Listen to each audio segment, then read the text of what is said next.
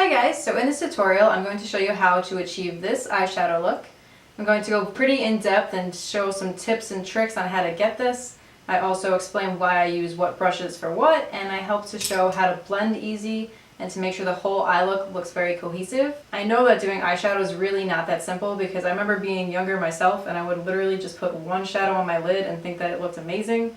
But now that I've been researching makeup more and watching more tutorials and realizing myself how to blend, I try to break it down very simply to teach other people how to do it because I have been getting a lot of texts and calls about how to blend the eyeshadow easier because they say that my tutorials are too fast. So I'm trying to slow it down in this one and help get the basics of eyeshadow in it.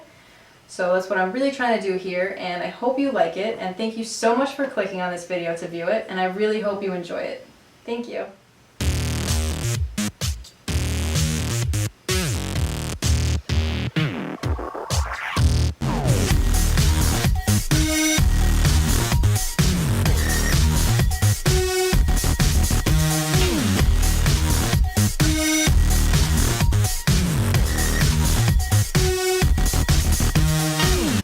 For starters, we need to prime the eyes because this is the most important part because you want to keep your eyeshadow to last all day and to not crease. So I have three different options that I usually go to. I either use a regular eyeshadow primer like the Wet n Wild Photofocus eyeshadow primer, or I can use a concealer and set it with powder if I'm feeling super lazy and don't want to take out another product. Or for more color correcting issues, I would use the MAC Soft Ochre Paint Pot. It's more like a gel eyeliner kind of consistency, and you put it all around your eyes and it'll help hide veins or any dark spots that you have. For days that I'm not that concerned with color correcting on my eyes, I will usually just use my Wet n Wild Photofocus eyeshadow primer because I can usually set it with a powder that's kind of the same color as my skin tone and it will help counteract it. So I usually do that because it's just easier. It's usually easier than taking out a brush and having to blend this out and make sure that it's evenly around the eyes. Also, sometimes I do find if I use my MAC Soft Ochre Paint Pot a little too often, it will also dry out my eyelids, which I really don't like to do because then eyeshadow looks crusty and cakey, and it's just not a pretty sight. So for today's video, I'm just going to use my Wet n Wild Photofocus Primer. It sort of looks like it has a tint to it, but it doesn't color correct as much as the concealer or a paint pot would. So I'll usually just rub it between my two fingers and make sure that you always wash your hands before you do your makeup because you usually touch your face throughout the time and you do not want to spread bacteria that can cause breakouts. So I'm just going to place this around my eyelids.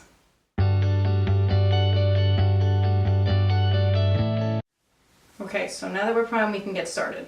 Also, when priming the lids, you want to bring it all the way up to the brow bone because usually you can blend out your transition shade all the way up there or highlight the brow bone. So you want to make sure that you cover the whole eye and not just the eyelid. As far as knowing which brush to use for what, I usually like to start with a bigger, fluffier brush like the either Morphe M441 or the Sigma E40 brush. Fluffier brushes like these will usually pick up less product and distribute it more evenly than as if you were going to use a more dense brush like this, which is more for packing shadow across the lid. So I'm going to start with my Sigma E40 Fluffy Blending Brush and use the Kat Von D Shade and Light Eye Palette. It's very basic neutral tones and they are all matte shadows, so these will be the easiest to use for transition shades and to start the eye look. So to get us started, I'm going to dip into this peachy shade up here to add to my transition area in the crease. I'm not going to take too much powder because we don't want too much pigment right away. I'm going to dust off the excess so that any fallout doesn't get all over my lids. Just going to add it through here in windshield wiper motions and hold the brush at the end of the handle so that you're not applying as much pressure and you can easily windshield wiper motion it out with blending.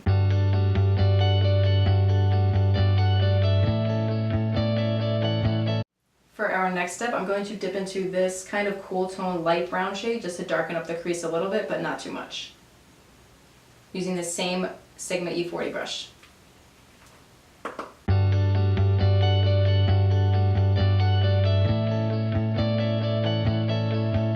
I'm going to put this shadow more in the outer edge of my eye than the inner corner because I'd rather have an outer smoky eye than just shadow all over the lid.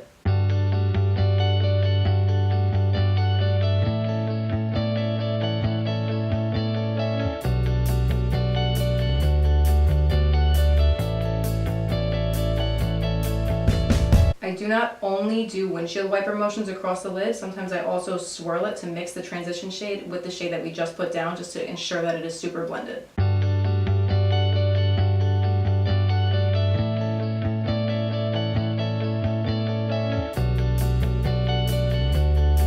As you start to have less and less product on the brush, you can also go from the outer corner to the inner just to blend it in so it's not so harsh on the outside, but don't initially do that after you dip into the eyeshadow because you don't want to just pack on shadow right in the inside.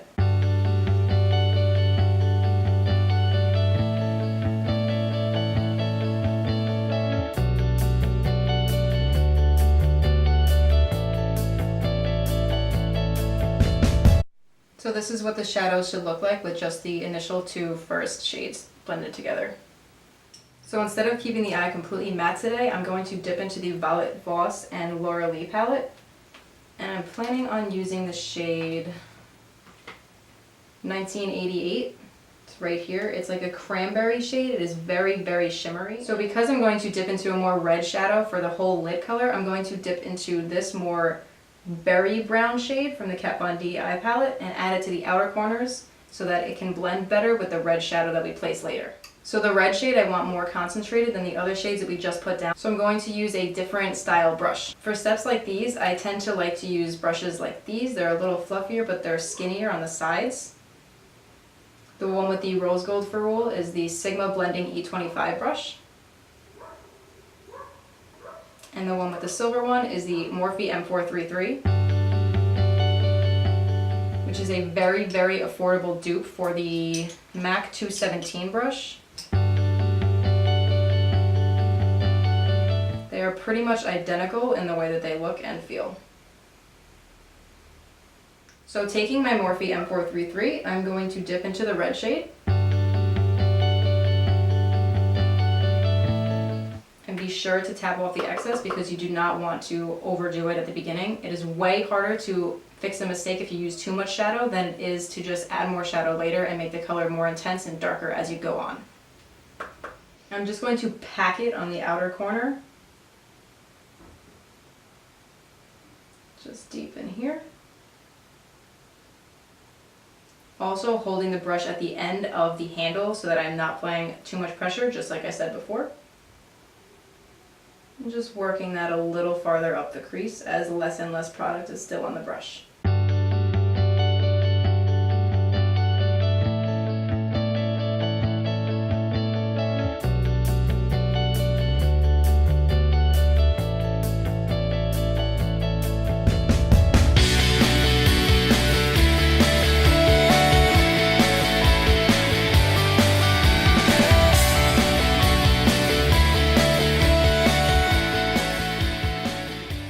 So just to be sure that everything is blended nicely, I'm going to jump back into my E40 and dip back into this peach shade that we used first and use that to blend out the outer corners of where we just placed the red, just to make sure that it blends nicely with the outside and isn't super harsh.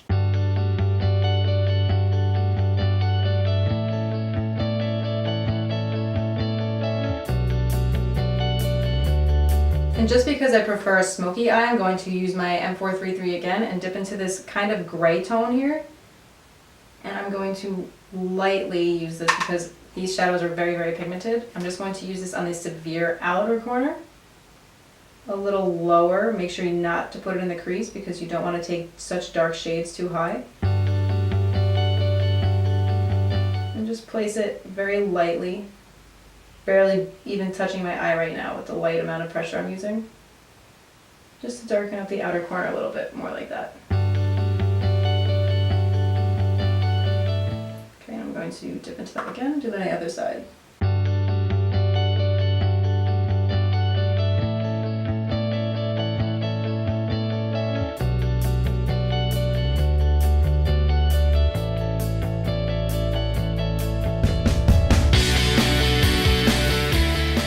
Make sure that that's blended, I'm going to use my Sigma E40 and dip into the peach shade again. And run that around that just very lightly, just to make sure everything is blended.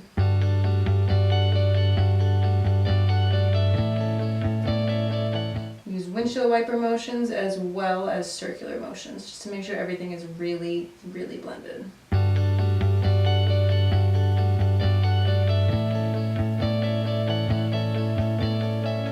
What the shadow should look like right before we put on the shimmery eyelid shade. So we're going to use the shade 1988 from the Laura Lee and Violet Voss palette, It's a very cranberry, warm, reddish shade that we're going to put all over the lid. This is very, very pigmented and sort of chunky. I mean, that is gorgeous. It's like kind of orangish.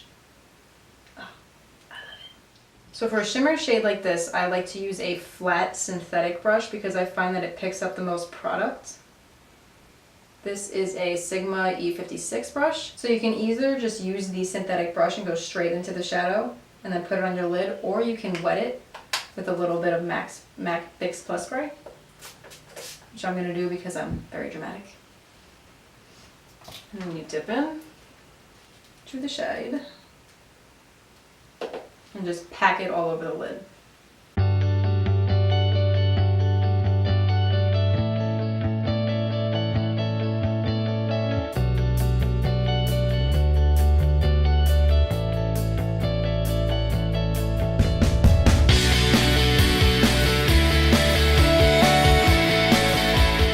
Using packing motions with a shade like this will distribute more product than it will if you just swipe it.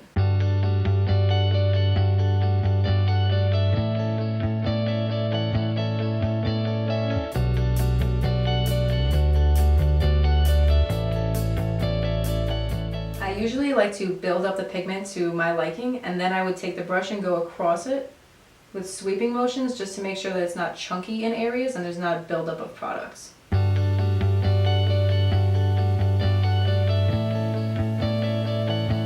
When doing either a more dramatic look or using a bunch of shimmery shades, it's usually best to do your eyes before your foundation or anything, because then you can easily just take a makeup wipe and wipe away any fallout rather than wiping away your concealer or your powder or anything and causing a complete disaster of the rest of your makeup. So this is what the eyes should look like. Very shimmery, and then you can see that they're smoked out more towards the crease and the brow bone.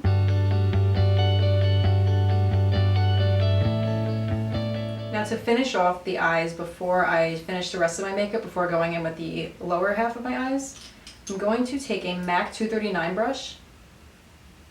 It's a small, very thin, not fluffy brush, and I'm going to pick up some of this yellow matte shade over here.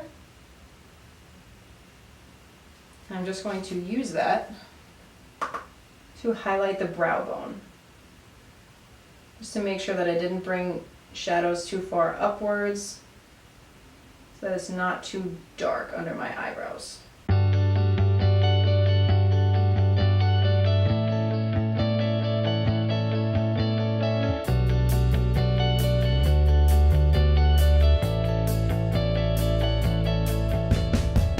Now this is what the eyes should look like, completely finished.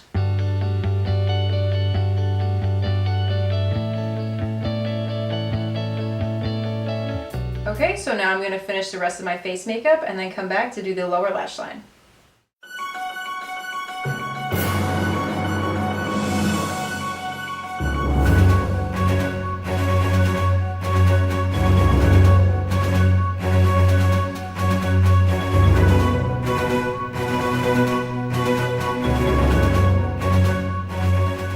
So now we're ready to finish off the lower lash line, since I concealed and powdered and everything, since I got powder all over my damn hand.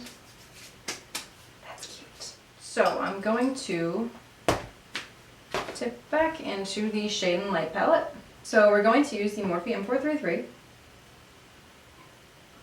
And we are going to dip into this light brown shade that we used second. And just smoke that on the lower lash line.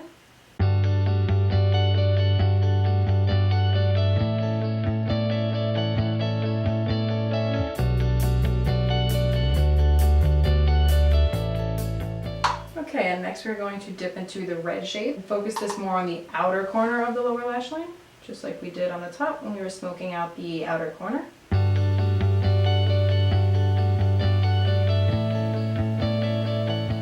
And as we have less and less product, we're going to drag it inwards just to fully blend it together. Now I'm going to lightly tap into that dark gray that we used. Oop, wrong with this one. And use that on the way outer corner, just so that it matches. with what we did on the top again.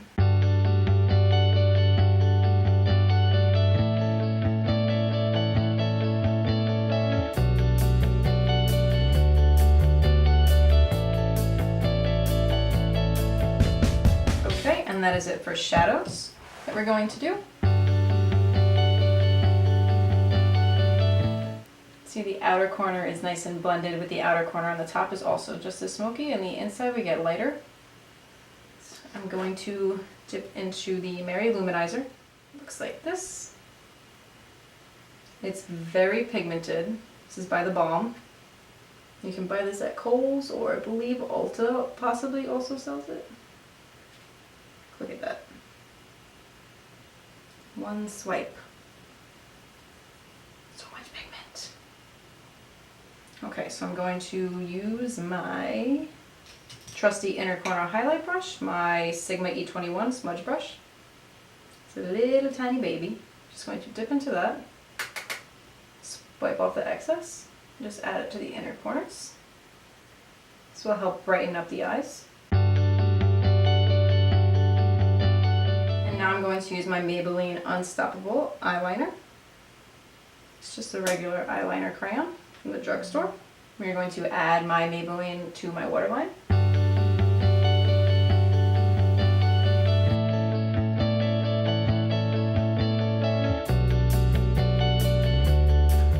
Now we're going to curl our lashes.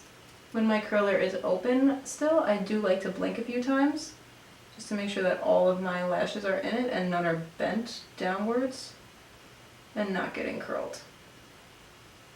And for mascara, I'm going to use this Doucce MaxLash Volumizer mascara.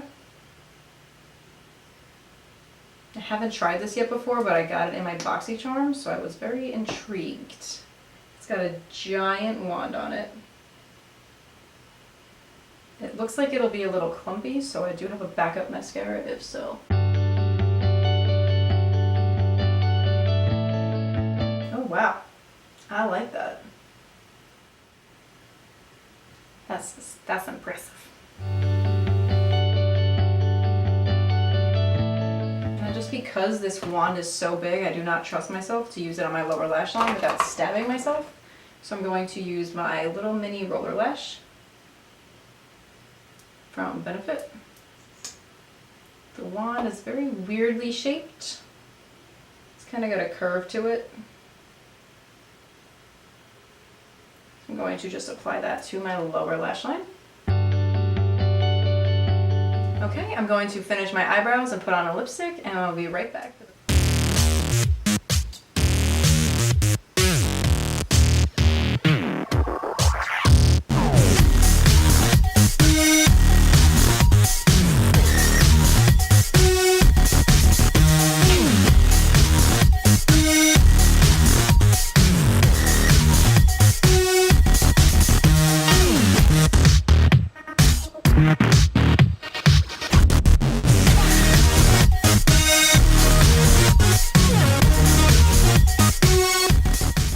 So that completes this video. I did do a wing off camera because it is super hard to be able to film that because I gotta get like really close to do it. So I hope that in the future I'll be able to film a how to do a wing liner tutorial. If that's something you're interested in, please thumbs up this video. So thank you so much for watching, and please subscribe if you haven't already, and let me know what other looks you'd like to see me create down below. Thanks!